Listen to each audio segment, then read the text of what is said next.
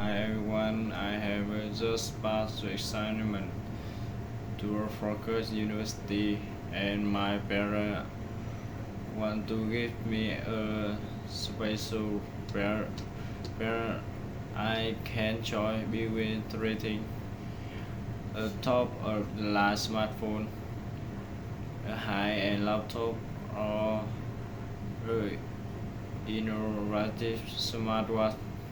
My choice is a high-end laptop.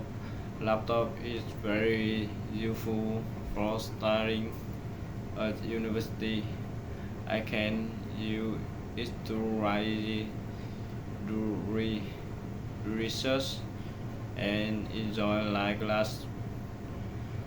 It also helps me stay connected with teacher and friends.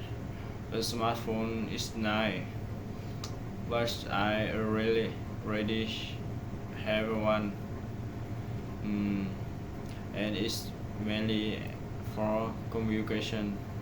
A smartwatch is interesting, but it's not as important for my study.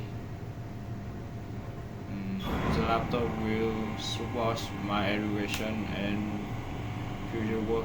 So I think, yeah, I and laptop is better for me. Thank you.